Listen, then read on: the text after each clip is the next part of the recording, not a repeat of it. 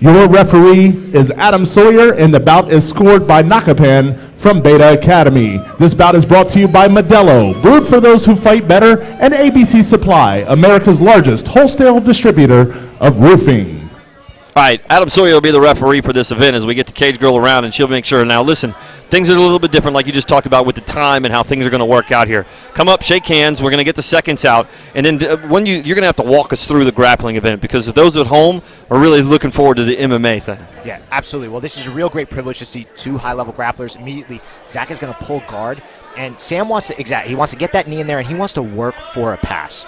Right, he wants to try to get underhooks. He wants to try to drive through, whereas Zach is probably going to look for isolating limbs, going for leg attacks. He just knows how good of Sam's pressure, and just like that, you're starting to see him pass right now, but really good flexibility from Zach Galini.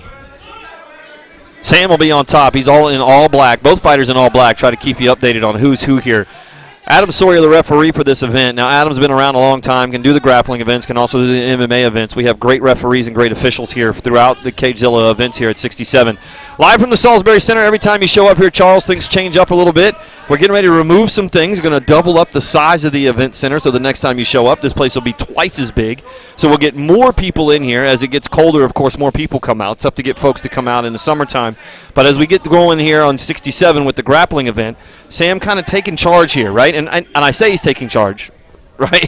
Yeah, no, I think you're right, but I'll also tell you, I think Zach is doing a really good job of framing right now. He's using his left shin connected to his his left elbow to prevent Sam from passing, but now Sam's starting to move around.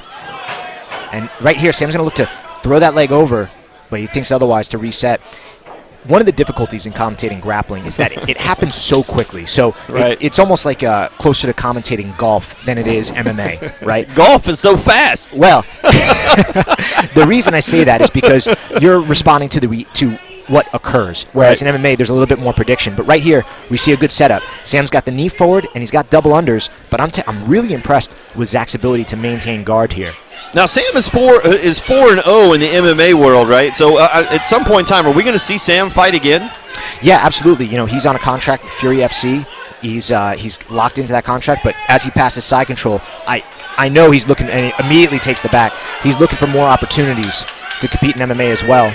But as you see here, he has a hard time finding opponents. There's not a lot of people who want to get after it with him, and Zach is doing a great job of regaining guard, but Sam's got tremendous pressure on him right now as he drags him over.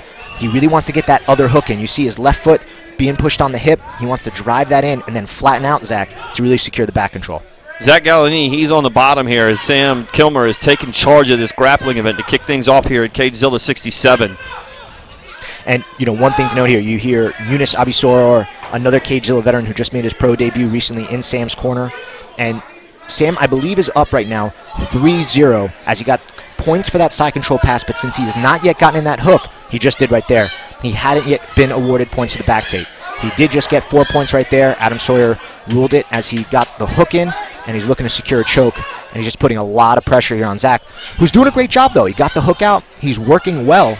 It's just there's a lot of pressure to deal with as he looks to come out that back door. Zach trying to come out, like you said, that back door. Looks like he made it. Let's see if Sam can recover from this. Yeah, a great reversal.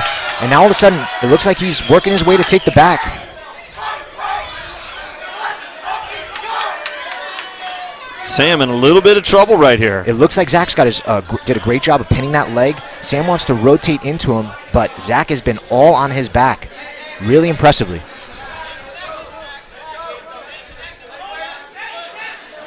Zach's looking to get that second hook in so he can secure the points. He got one. Now he's got both. It almost looks like Sam maybe got accidentally hit in the mouth. Is he bleeding from the lip? He is bleeding from his mouth, and it might have happened there when they were transitioning, and Zach just got those points. It might have happened when Sam was trying to pass that shin whizzer. It looked like there was some contact, and now Zach's got him flattened out pretty good.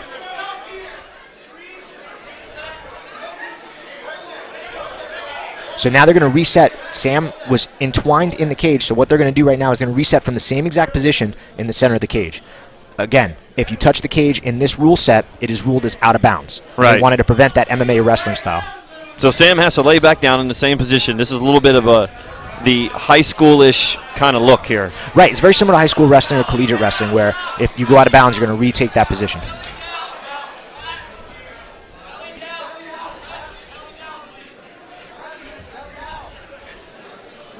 And it looks like there's a little bit of discussion here on the exact position, but they look good to go. And I think Adam Sawyer's going to, just like that, he resets them.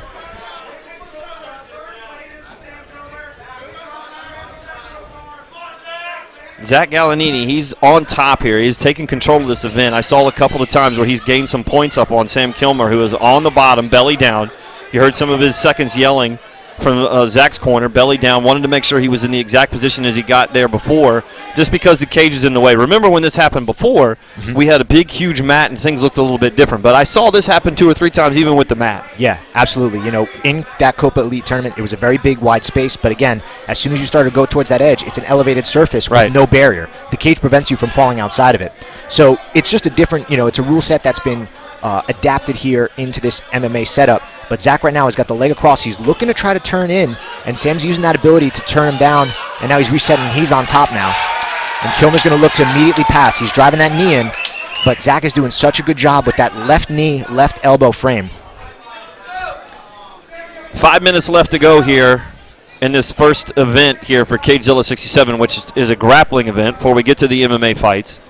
Sam Kilmer, he's on his feet. Zach Gallinini, he only on the bottom.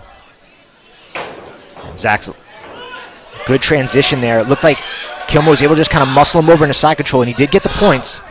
And now he's staying strong. Zach's looking to roll, but he might be exposing his back here. Gave him one more. And then Sam just immediately got both hooks in. And it looks like, he just got the 4 points there, and now he's really pressuring hard. Really pressuring hard here, and he's working his arms in as well. He's going to start trying to attack that rear naked choke as he secures that back control.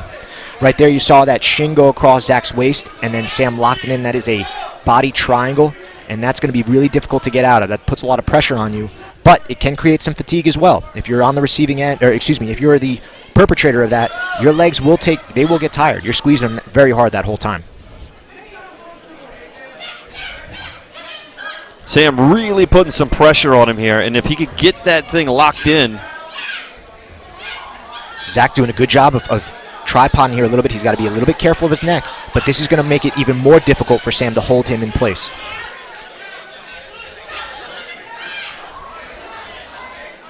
Sam was able to get him back down to the ground, and he's fighting those hands. Zach doing a good job of foot fighting here. He's trying to break that body lock. And that's what's good. He needs to break that first if he wants to try to make some positive movements here.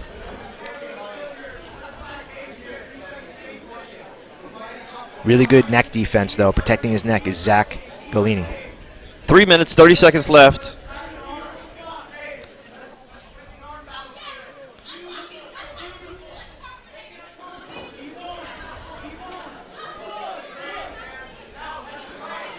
A lot of hand fighting here as Sam maintains that body lock and back positioning. Zach's doing a good job of trying to create space. You can see he's peeling that leg off, but then Sam switched, and now he's got the body triangle on the correct side, and that's going to force Zach to keep moving. Things a little different. I saw you compete in an event like this, just like this, but there's a difference between having a gi on and being in shorts and a shirt. Right. Now, I happen to prefer no gi. I think it's the closest thing to MMA, that grappling style. But this type of competition also very frequently occurs in the gi, which is a kimono, for those that don't know. And that changes the rule set completely, right? I mean, I shouldn't say the rule set, but the strategy. All of a sudden that changes because you have more material to grab and things start to change. But in no-gi, it's very much, wrestling. It's really MMA without the striking. Right. And the positional movements happen fast. And when they happen, there's a lot more of a scramble opportunity, in my opinion, in no-gi versus gi. And right here, you're seeing Sam's just got tremendous control. And Zach's doing a good job. He's defeated the body lock, but he's still just not able to get both of those hooks out, as we have 2 minutes left here in this jiu-jitsu super fight. And now Sam's getting a little bit more pressure. Kicking things off here with a grappling event for Cagezilla 67 here at the Salisbury, Manassas, Virginia. If you're at home, make sure you check us out. You guys can go and go on to Cagezilla.com. Check out the next event coming up in July. TCB also coming up.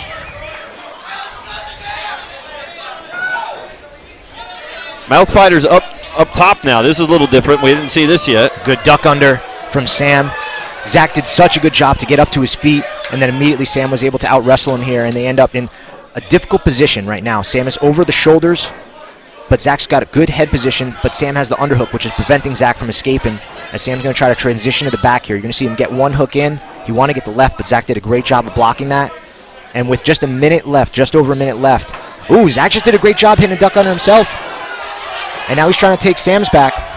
The hook's not yet quite in yet.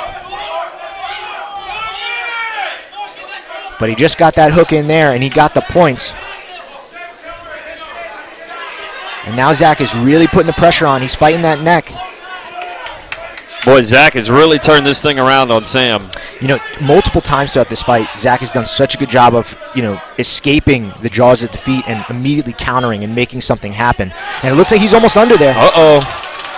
He's almost under. Sam's turning. He's trying to fight the hand. It looks like I he was able to break the grip. I don't think it's caught in there. 30 seconds left to go. Sam looks stuck right now, and Zach, I think he's down on points. He's going to have to get an arm in here. He's going to need a submission with about 15 seconds left on the clock.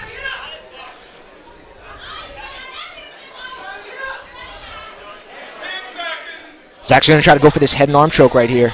He's just going to apply some pressure.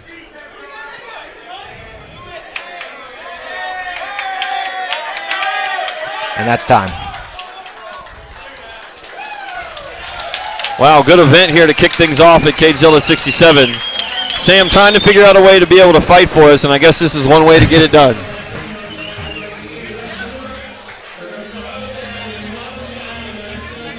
Get out the car, run in here. Yeah, and have a tough fight against a very game competitor in Zach Galini. And look, it's not like Sam was coming in here to walk over an unknown, We're talking about 52 grappling wins, with 36 of those being from submission with Zach Gallinini. And Zach and Sam came in here. Now, I still feel like if I was keeping score, I think Sam had the points. Yeah, I believe you're right. I believe Sam won on points, but we don't have a scoreboard in front of us, so it's tough to tell. Although we're going to find out pretty quickly here. Adam Sawyer and Nakapan Pungaforan was keeping score. So it looks like we're going to get that final score here in just a minute.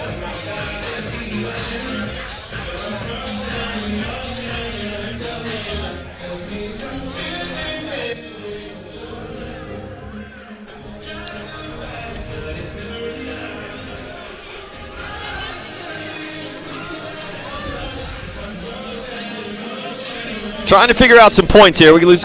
Of course, we get the trophy. Up there we go. Chris has got the results. Let's throw it down to Chris. Chris Fuller. Ladies and gentlemen, after 10 long minutes, we go to the judges' scorecard for a decision. Our judge scores the bout 12-10 for your winner. Out of the red corner, Zach Galini. I was trying to add up the points there.